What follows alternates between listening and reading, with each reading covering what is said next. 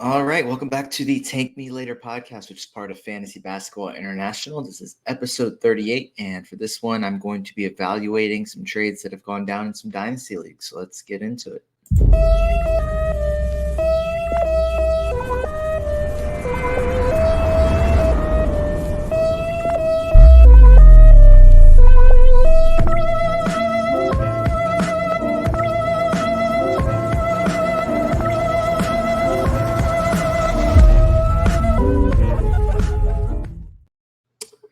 All right, so if you follow me on Twitter, which you can see if you're watching at Rubin22, I posted about 12 hours ago, just like right before I went to bed, and just saying, hey, just send me any trades that have gone down in your Dynasty leagues recently. I'm going to be evaluating them. And so that's what we're here to do.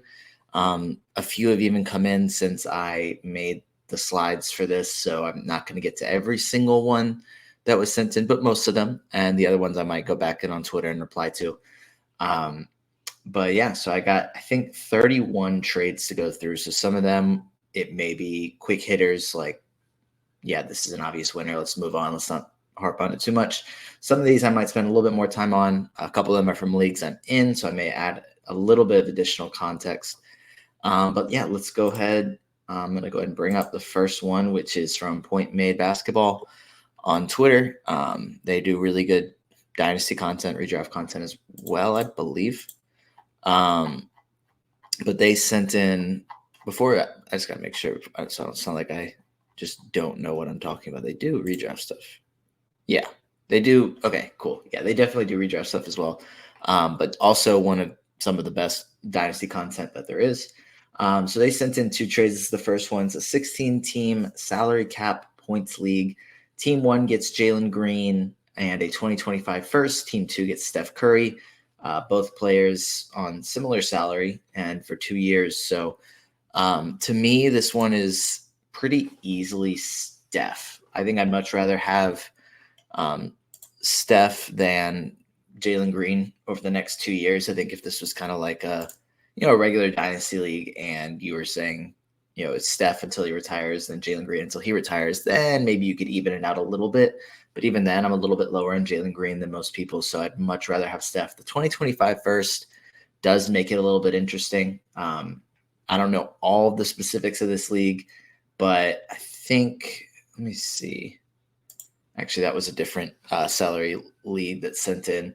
I don't know if rookies have 5-year contracts, 3-year contracts, how much money they require for that. So that could impact that first. But if that's an early first with a chance at Cooper Flag and this team is looking to rebuild, then I understand taking Jaylen Green in the first for Steph. If you're not ready to win, there's no reason to have Steph on your team.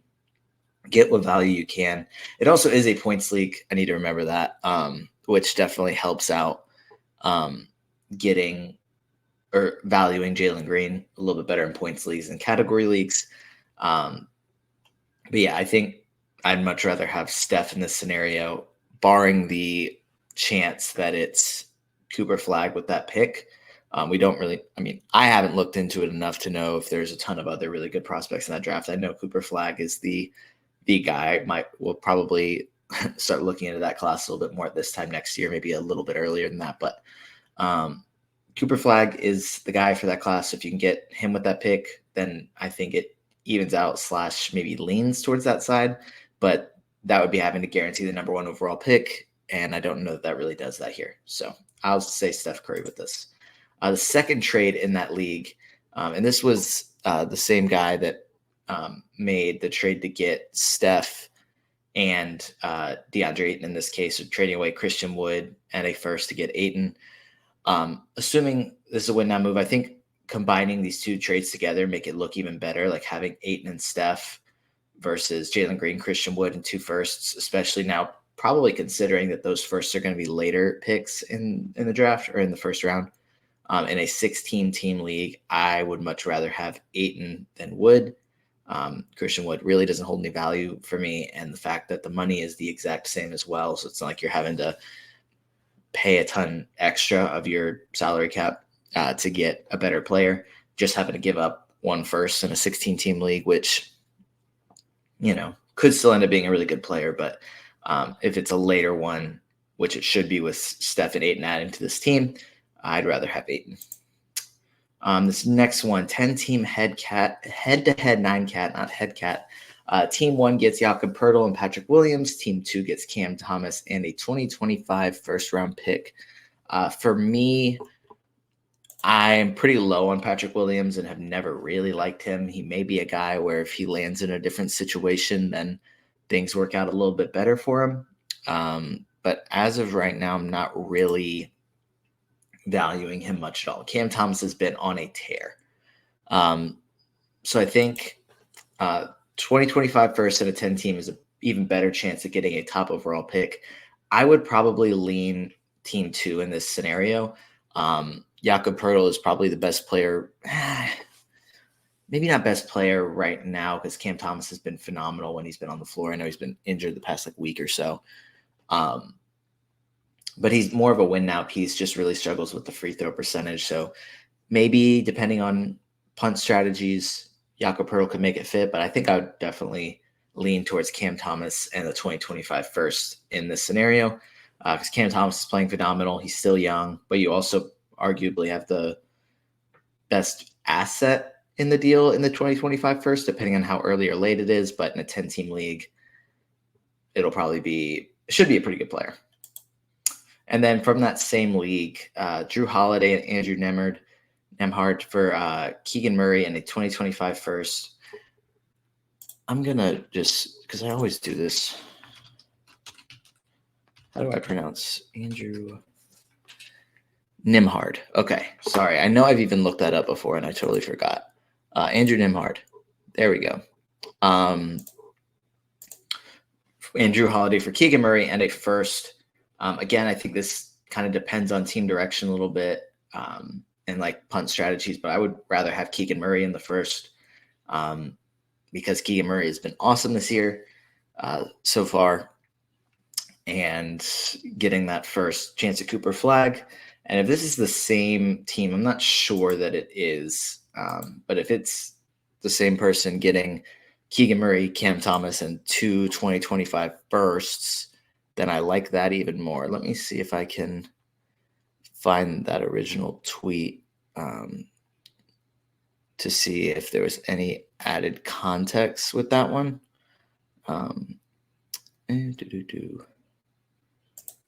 Yeah, nothing really added in there to know which team it was. But I'd still take Keegan Murray in the 2025 first here. Just Drew Holiday's getting a little bit older. Like he's still really, really good.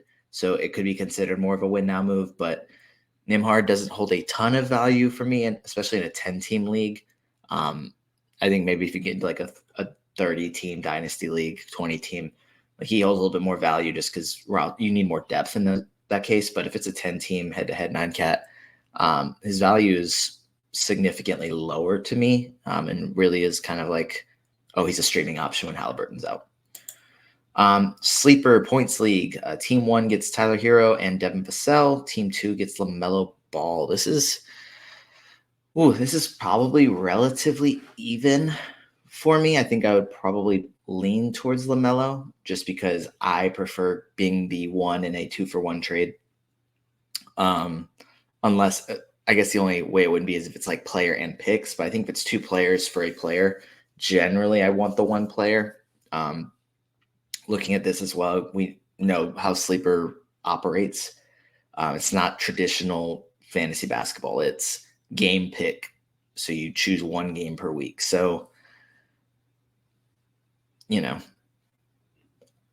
don't really like the way they run it, but that's the way they run it. It's important to know. And then I would just rather have LaMelo and add in more stars. But team direction could impact this a little bit.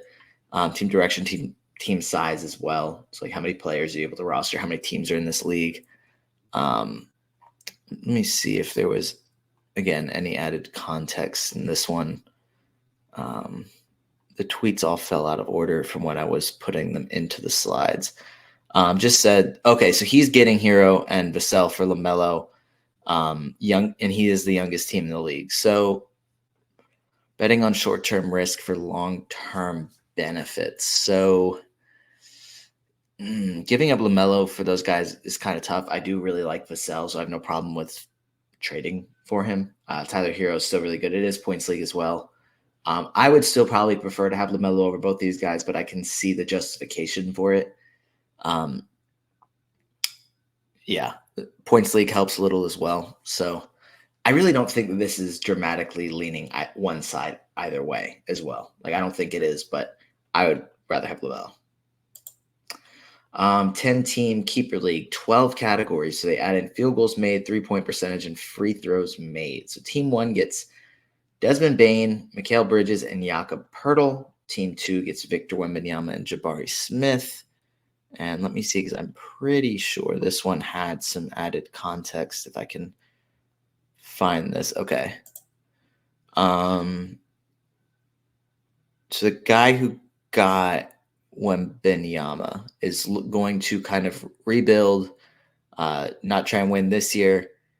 And the team that got Mikal Bridges and Desmond Bane is still in last place because their team hasn't been very good aside from that. So I think kind of starting over with Wemby and Jabari Smith is a really good way to start over. Like, I think that if you can get Wembanyama, you pretty much have to do it. I think that no matter what you do, you're generally going to have to overpay value-wise, but I don't think it's necessarily a bad thing because, like, even though he hasn't been flawless this first season, like, the upside is just too great. Like, you'd probably still rank him probably third in dynasty leagues behind Jokic and Luka. I think maybe some people would go a little higher, a little lower. But I think my conclusion that I've kind of been trying to wrap my mind around, make sure that this is what I actually think, but like, I would rank him third in dynasty leagues. But I think that if I had the number 1 pick and was starting up, like, I would take him over Jokic or Luka. I just think that's kind of, even if I would value Luka and Jokic higher, I still think he should be the number 1 pick based on upside, age, and it gives you kind of a direction to start. I don't know. I think that's kind of what I would go with. So to me, he's top 3. Mikal Bridges, Desmond Bane are probably pretty easily top 40 dynasty assets. Maybe a little higher, a little lower, depending on. I haven't updated my rankings since before the season, so hard to put an exact number to it. I'm not a Jabari Smith fan, but like, he's still a young guy. Was just picked number 3 overall a couple of years ago. So like last summer. So the upside's still there. Jakob Poeltl is nice for some categories, but in this one, like, he's not helping some of these extra categories. So he's not really doing anything for your 3-point percentage or free throws made. And he's already hurting he's not giving you any 3-pointers made. He's already hurting your free throw percentage. So that's kind of 4 categories right there that he's not doing anything for you. So I think the added categories kind of hurt you a little bit. I guess it's also important to note this is a keeper league. I don't know how many players you get to keep, but the idea of keeping Victor Wembanyama and then getting to draft again all next year and keeping Victor Wembanyama his entire time, that's very appealing to me. So I would probably give up some of these guys, say, hey, like, even if I don't win this year, like, if I get the opportunity to hold on to Wemby and literally hold on to him for his entire career, I think that's absolutely worth it. So yeah. And I know I added the other context as well. So all right. Yeah, I like team 2 in this scenario, even though you could probably add up the value and say team 1, I would prefer team 2. 20-team dynasty, head-to-head efficiency. Didn't really know what the head-to-head efficiency part meant, other than just like head-to-head. Maybe it's an effective field goal percentage instead of regular field goal percentage, or maybe a 3-point percentage instead of 3-pointers made. I'm not sure. But it's 2 years of Amen Thompson versus 1 year of OG Anunoby. This one does kind of depend on team direction.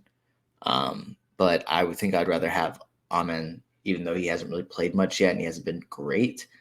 A year of OG I would only really want if it's like, I know I'm pushing for a championship.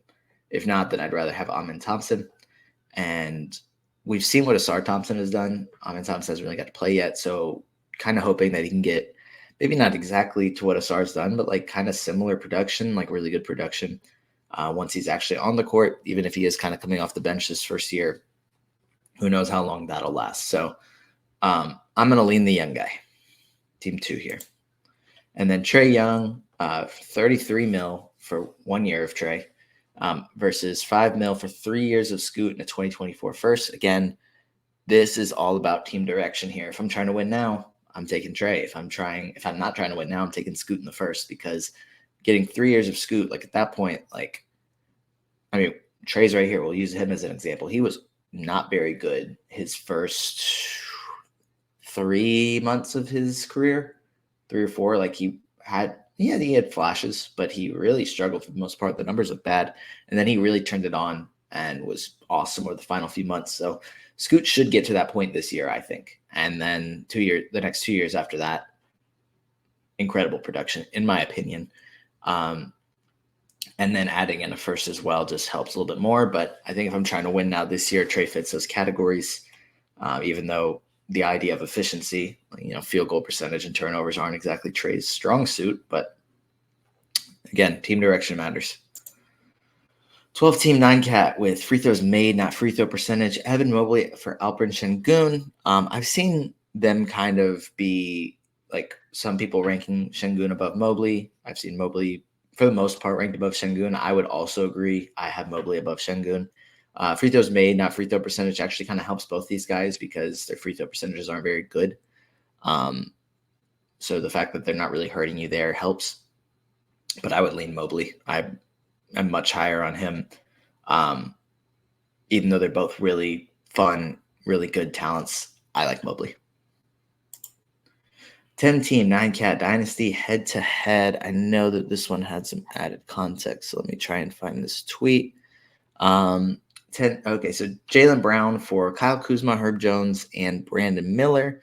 The team that got Jaylen Brown is in a rebuild, but is maybe trying to jumpstart it because they just flipped Giannis for Lamelo and picks, which great trade. Giannis for Lamelo and picks, great trade. And then the team that got Kuz, Herb Jones, and Brandon Miller made the championship last year, but needed some extra defensive stats. Hence Herb Jones. Don't know about Kyle Kuzma there. Punting, turnovers, that's where you get Kuzma in there as well. I don't hate it. I mean, I think I would probably go with team 2 here. Team 1 seems to not really have an idea of what they want to do.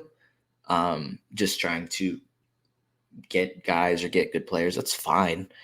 Sometimes it works out well, but I think team 2 seems to have a little bit more of a direction. So I do like saying, okay, like need the extra defensive stats. Let's go get Herb Jones. Like, he's been like a 3rd round player this year. Something like that. He's been really good value wise. Let me see. Yeah, 3rd round player. Basketball Monster has him 28th, which is better than Jaylen Brown. And, flipping Giannis for Lamelo and picks, I don't love that. And then taking multiple players and going for Jaylen Brown, kind of a back and forth team right there. But I think it's a relatively even trade value wise, even though Jaylen Brown has been a little bit down this year. Herb Jones has been way up. And Brandon Miller looks a lot more promising than I think a lot of people had the idea of him being.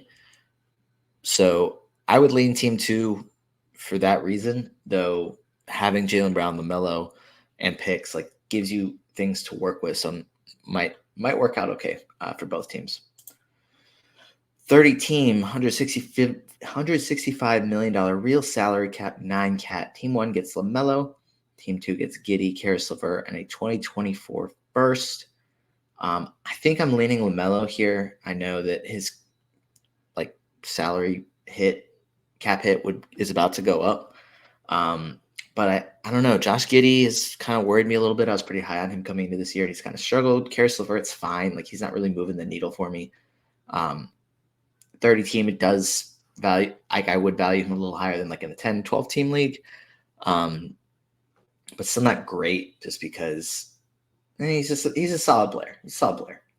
And then the 2024 first and the 10 to 20 range, it's a pretty big range. I mean, obviously that impacts things a lot as well. But if you're getting Lamelo, I'm assuming that's going to be closer to the 20 range. If you're giving up Josh Giddey and Karis LeVert, I'm assuming Lamelo is going to help you out more than both of those guys this year. So this, I'm just looking at the tweet now, also said he received Lamelo. The next best players are Murray, which I don't know if that's Jamal or DeJounte, but relatively even. I don't know the exact salaries off the top of my head, but I think Jamal Murray makes it a little bit more, but not much more. Alperen Sengun, Markelle Fultz, Derek White was trying to consolidate mid guys to a heavy hitter, and I think you did that very well. So stars win. If you can stay healthy in a 30-team league, then you have all these pieces. Just looking at it, whether it's DeJounte or Jamal Murray, if you can get a little health there, if it is Jamal Murray, adding in LaMelo with Sengun, Fultz, Derek White, like that's a really good team in a 30-team Dynasty league. So I like the move. This is a 30-team, 9-cat, Joel Embiid for 3 late firsts. And I feel a little bit of the frustration with the late firsts. Like, they could just be firsts. They might not be late first, but I think what happened here was somebody traded somebody that was maybe already a pretty good team, traded 3, why we're saying late firsts, for Joel Embiid. And probably the league got mad. And I understand that, because those 3 late firsts, assuming you're adding Joel Embiid to a good team in a 30-team league, which doesn't take much, adding in Embiid makes your team hard to beat. So those probably are going to be late firsts. And while you could get lucky and strike gold, you're probably going to lose that trade pretty dramatically. However, I understand the idea of, oh, my team only has Embiid, the rest of it isn't very good, I'm going to trade him for picks. If you look back at it, it's bad. But you also got to remember that helps you get earlier picks, like with your own picks, like drafting a little earlier because your team's going to be worse. But overall, like the Embiid, that's a massive W for the team that got Embiid for just 3 firsts in a 30-team league, because, again, like crazy things happen. Injuries happen. Players just have bad games. Teams just run into other teams that get lucky, and they have guys have big performances. So nothing's guaranteed, but pretty safe to say that I would assume those are late first. So, yeah, Embiid. 12-team ESPN points league. Team 1 gets Giannis. Team 2 gets Rudy Gobert, Kyrie Irving, and Bradley Beal. Ooh, this one is kind of interesting because, Giannis in a points league is usually one of, if not the best player, but he is a little bit limited in ESPN points league because of the way they run their scoring. If it's ESPN standard, which it says it is, then it ends up being like losing points for missed free throws and missed shots. So field goal percentage and free throw percentage matter more in ESPN points leagues than other points leagues. So it does limit Giannis a little bit. And getting 3 guys in Gobert, Kyrie, and Bradley Beal in a 12-team league, I think really helps. Like, normally I prefer to be the 1 in a 2-for-1, but in a 3-for-1 where it's, it looks a little worse, I think, with Beal missing time. But I think I would actually rather have Beal, Kyrie, and Gobert. That might be just the price you have to pay for Giannis. But I think, especially if you're adding in that extra depth in a 12-team, like, I think that could end up helping more than just having Giannis. I think if it was if it was Gobert and Kyrie, it'd probably be the best of that. I don't think I would do that for Giannis. I think I prefer Giannis, but getting all 3, but then also factoring in Bradley Beal's injury, who knows how long he's going to miss? It seems like a few more weeks. It's pretty even. I think I would rather have Kyrie, Gobert, and Bradley Beal, though. But how the rest of the team looks also matters as well. And that also is just assuming that this is a dynasty league, because it doesn't necessarily specify, and it's on ESPN. So assuming it's a dynasty league, it also says that it happened 2 weeks ago. So maybe Beal was about to be back then. I don't think he had played yet, but he played like 1 or 2 games or something, or barely, like 3, and then got hurt again. Now he's out a few more weeks, so that impacts us a little bit as well. Yeah, I think I'm going to take the 3 and the 3 for 1. 30-team 9-cat salary league. Angle Fantasy Basketball is not making this one easy on me. They went with the deep cuts here. 30-team 9-cat salary league. Cam Johnson and Isaiah Joe for Moses Moody, Al Horford, and Trey Jones. Everybody else is doing the big blockbuster trades, and you guys hit the deep cut that I have to really think about. Moses Moody isn't – I still like his talent, and maybe it'll work out somewhere else. It doesn't seem like it's going to work out in Golden State. Al Horford, yes, he just played really well the other night against Philly, but for the most part, he hasn't done much this year. And Trey Jones is a 6th man. He's still been good for a 6th man, but don't love that. I think I would take the team 1 just for the idea of getting Cam Johnson here. Isaiah Joe, great, gives you 3s. Not really too concerned about him and how this trade goes. But yeah, I think I would lean team 1 in this one. Moses Moody landing in a different scenario and panning out would change things, but I think right now I got to lean team 1. This one's from Rett Bower. I'm in this league, but 30-team 9-cat weekly lineups. This is his punt intended league. So I'll try and see if I can add a little bit more context here. So this is team 1 gets Anthony Edwards. Team 2 gets Team 2 gets Darius Garland, Franz Wagner, and a 2024 second. That's what I'm looking at. I'm working with the wrong league. So let's see. The team that got Anthony Edwards now has Cole Anthony, Gordon Hayward, Austin Reeves, Naz Reid, Cam Johnson. Okay. And let me see what their record is. They are 23-30-1, which is 23rd in this league. And they are currently, let's see what they're doing, losing one of their games 3-5-1 in one of them. And let's see if I can find the other one, 1-8. So kind of looking at more of, probably a lottery team based on how it's kind of going for them thus far. And giving up that second isn't ideal, but getting Anthony Edwards, can't really complain. And then the other team in this trade, let me just see real quick, that got Anthony Edwards is 22-32, so right below them, 24th. And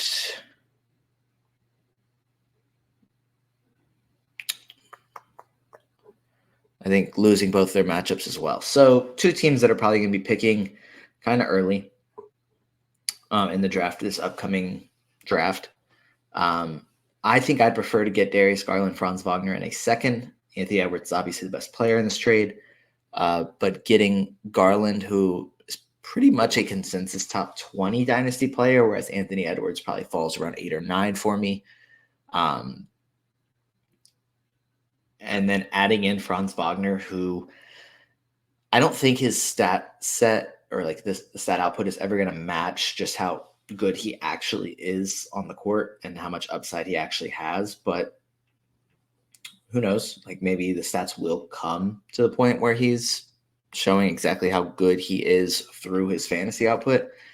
Not really convinced there, but I think getting both of those guys in a 30-team league where depth is a little bit more important, I think I'd rather have them plus the flyer with the 2024 second. The 2024 second, though it should be pretty early based on how these teams have played so far. I think it's not really moving the needle for me, but it is a little dart throw there. So, maybe it slightly bumps the needle, but if it's it's not changing the idea of the trade. Like, I'm not going to say, oh, you got a 2024 second as well. Oh, dude, you won the trade. Like, it's not moving the needle that much. It's a nice start there, though. So I think I'd rather have Garland and Franz Wagner here. Dynasty Dizzle, 18-team Dynasty head lock-in. I'm assuming that's like a game pick format. Let me see. He also had a ton of trades because it sounds like this league is very active. But this one he sent in was he gets the 2024 and 2025 firsts for Jabari Smith, a second and a third. I like that. Like I said earlier, I'm not super high on Jabari Smith. And getting the 2024, 2025 firsts, even if maybe it does impact a little bit if they're mid to late first in an 18-team league. I think I might. If it's a chance that one of those gets bumped to early or you just draft well and are able to get a really good player, then maybe that. But even if Jabari Smith is probably not a top 3 player in a redraft, off the top of my head, maybe he is. Let me look at that draft real quick. I feel like he's not.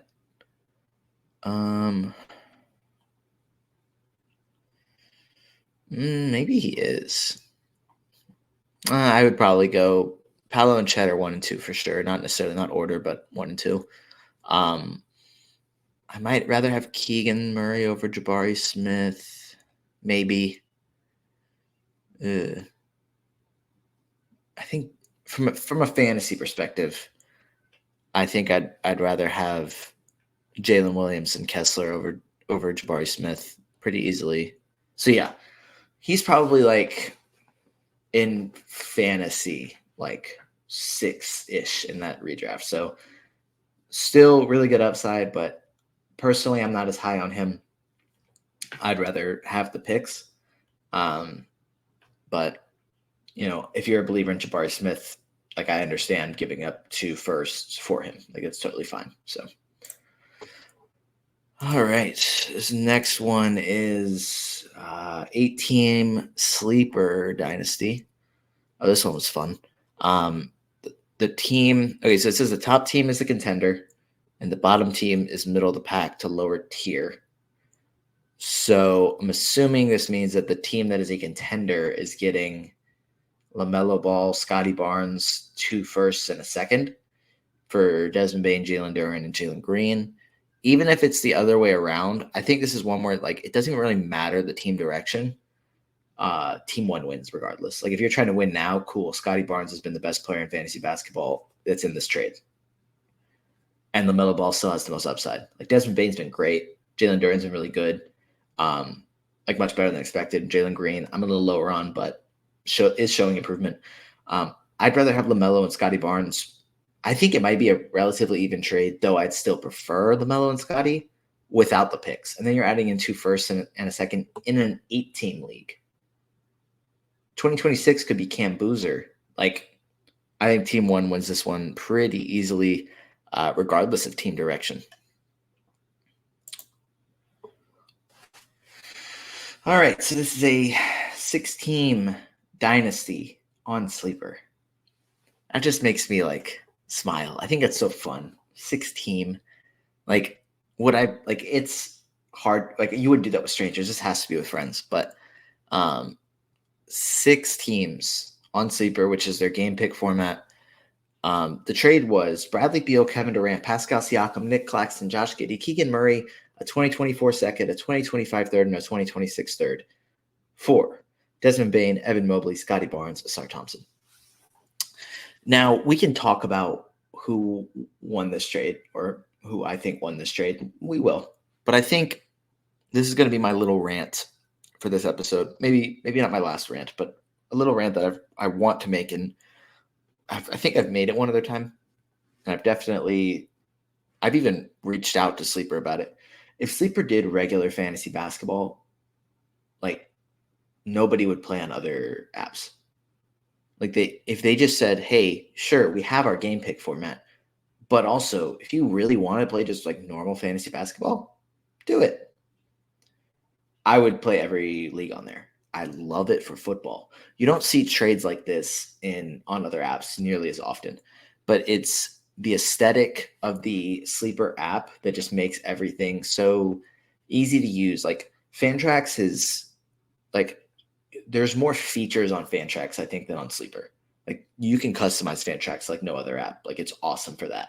However, it feels like, I don't know, but like the Android versus, in my opinion, Sleeper is the Apple. And it's funny because some of my friends used to say that Sleeper was Android and the NFL app was Apple for fantasy football, which, again, like that aside, Sleeper is, I mean, it looks even prettier than it used to as well, but the ease of use on the app is like you don't find that in other apps. Every other app is either glitchy or just slow or just it's confusing. It doesn't look as nice. Like Sleepers just looks so good. And so you're not really going to see, like I've always felt that my leagues that are on Sleeper, like there are more trades just because it's so easy to do. This is obviously fantasy football. I don't play fantasy basketball on Sleeper because I don't want to, make the decision every week. And I understand what they're trying to do because so much of fantasy basketball comes down to games played in head-to-head leagues. Like it just does. And part of being a good manager is maximizing your games played. So like I understand trying to counteract that by just saying, hey, you pick one game. But like I get it, and it's fine for it to be an option. But if we could just have it to where it's like you can also just do regular fantasy basketball. I play every league on there. And I really think that more people should push for Sleeper to do normal fantasy basketball because they're already pretty much dominating fantasy football. Like I know other people use other apps and it's probably more about familiarity. And again, I don't like go out and look for this, but I don't think I've seen anybody say like, I don't like Sleeper because of this. Like, it's just that they haven't tried it.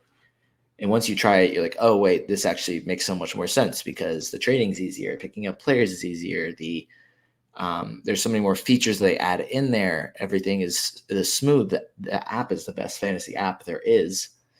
But it's hard to do fantasy basketball unless you're okay with the game pick format. Maybe some people like that. It's just not for me. I think that there's other ways to prevent it from just being games played. However, I think part of fantasy basketball is just setting your lineup. So yes, you can get screwed by a 2-game week, but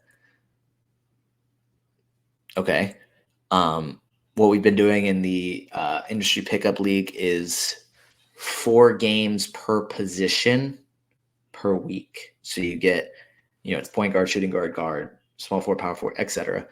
You get 4 games played at each position per week. I think that helps because it maxes out 40 games played. I wouldn't be opposed to just 40 games played as opposed to 4 at each position because I think then I'm trying to have to finagle my lineup at times to make it work a little bit better. But I think that there's other options that are better than game pick. And the fact that it's limited to game pick, I think limits how many people are going to play fantasy basketball. Also, I don't think you can do category leagues on there. I could be wrong, but I think it's just points leagues. So if they just do category leagues and regular fantasy basketball lineups, like there isn't a better app. So that's my little Sleeper rant. As far as the trade, I would rather have Bane, Mobley, Scotty Barnes, and Asar Thompson. Still love Claxton, Giddey, Keegan's upside. Beal, KD, Siakam are better win now pieces. In a 6-team league, the picks are going to have a lot more value than in a 12-team, obviously. But man, yeah, I'd rather have Mobley, Scotty, and Asar as a pretty deadly trio right there. And obviously Bane is still incredible as well. But the other 3 have like top 10 upside. And Scotty Barnes is already almost producing, I think, borderline first-round value. So I'm going to take the bottom, even if the top is able to kind of do like a win now / future trade, like getting picks and young guys, also getting win now guys. Like, I think it's kind of hard to lose a trade in a 6-team league, if I'm being very honest, but I prefer the bottom team too. 12-team 9-cap, Markelle Fultz for a late first. Don't remember if there was any context with this one, but I'm going to prefer Fultz in this. Let me see if I can find to see if there's any extra context. Strong contender, need of assists and steals, trading with a tanking team. Sounds like a win-win to me. Cool.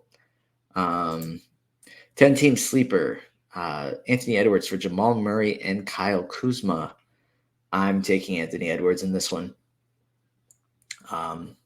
Yeah, even though Jamal Murray and Kyle Kuzma are both really good, Kuzma more so for points leagues, I'm going to take Anthony Edwards.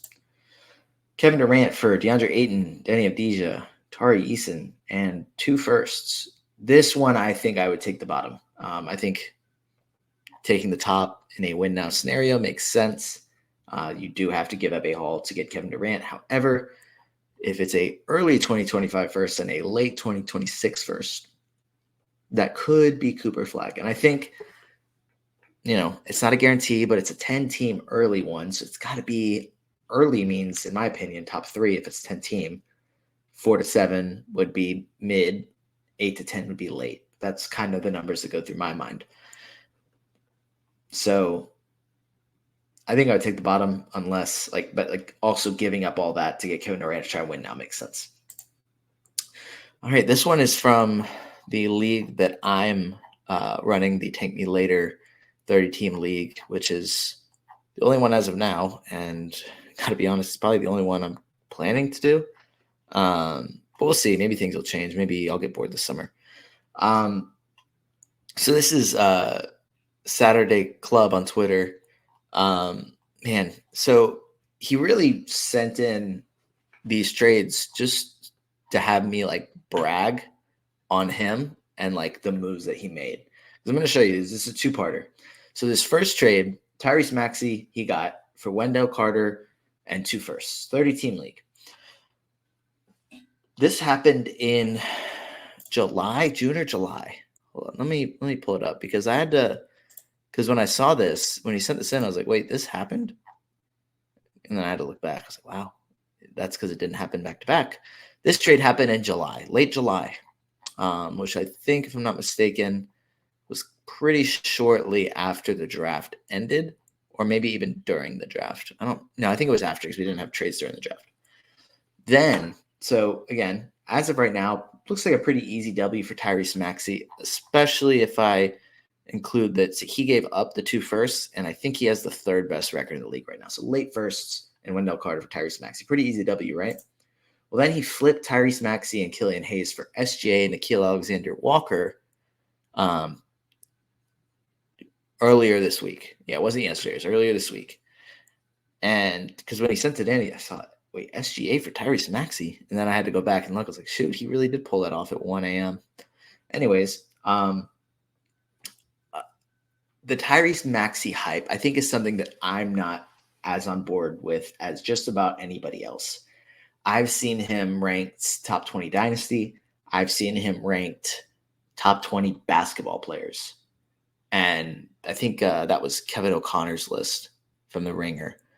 And I think it's easy to fall victim to the moment. I think he should be rising up rankings. He should be. He has been incredible so far. But if we look at his numbers, also this is just a byproduct of the opportunity. He's been better this year, obviously. He's 6th in 9-cat leagues on Basketball Monster. Averaging 26.9 points, which is 6.6 up 6.6 from last year, up 2.1 rebounds, up 3.3 assists. Averaging almost a block per game after averaging 0.1 last year. So no idea if that's going to stick or not, but it's really boosted his value. Free throw percentage, he's shooting 95% on free throws this year after shooting 84.5 last year. So I think for me, are we expecting all of this to stick? Could he continue to average 27 points and 7 assists, 5 boards?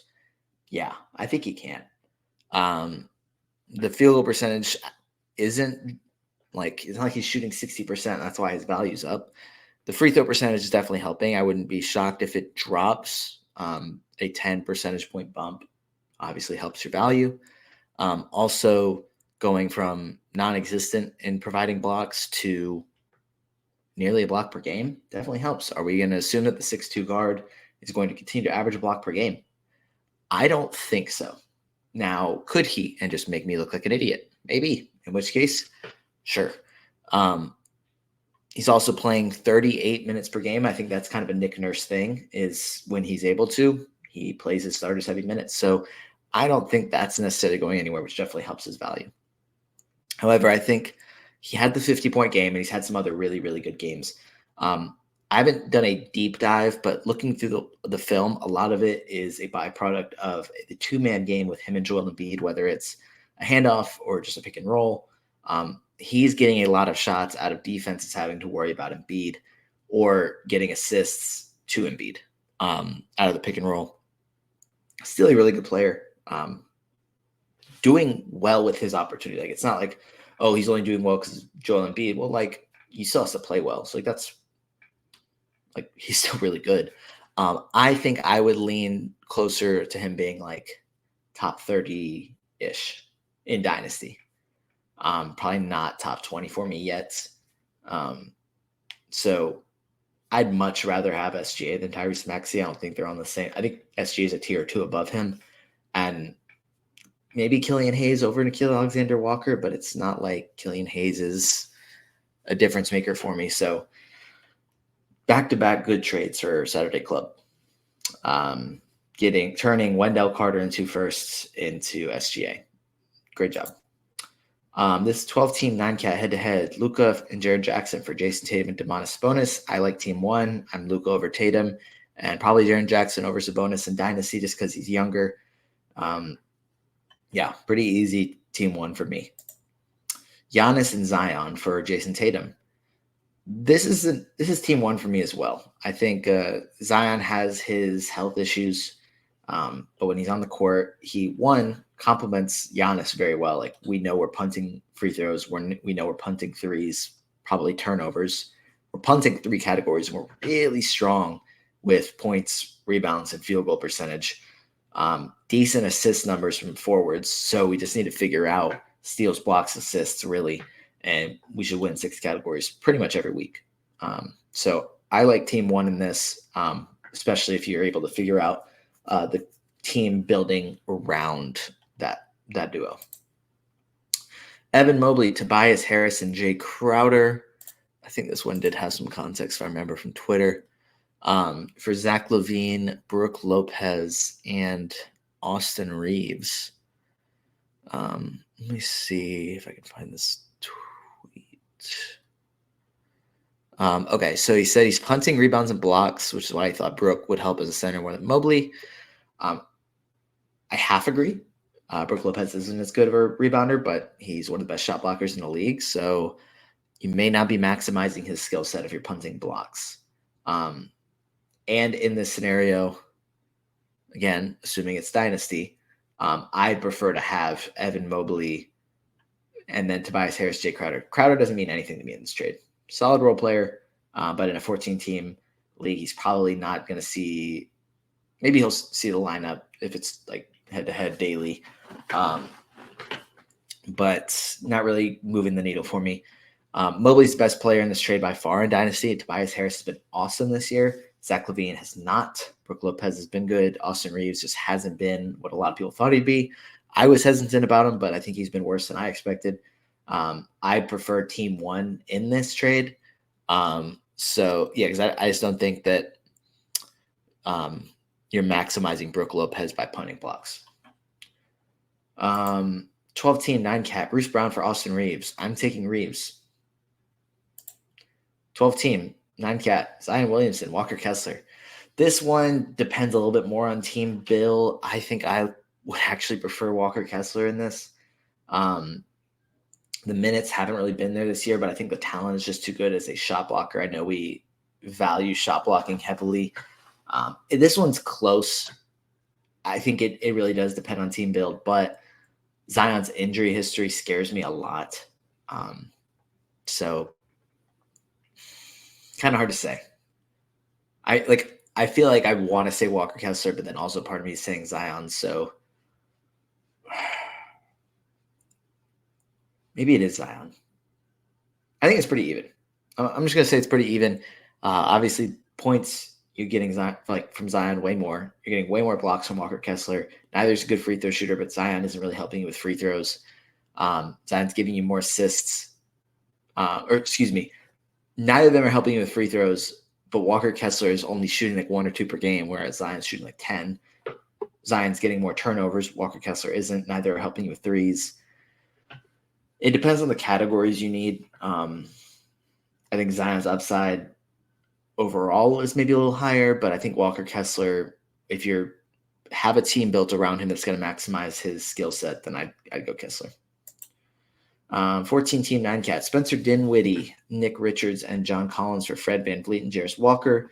I'm probably going Team 2 because Jarris Walker has the most upside, and Fred VanVleet is the best player in this trade.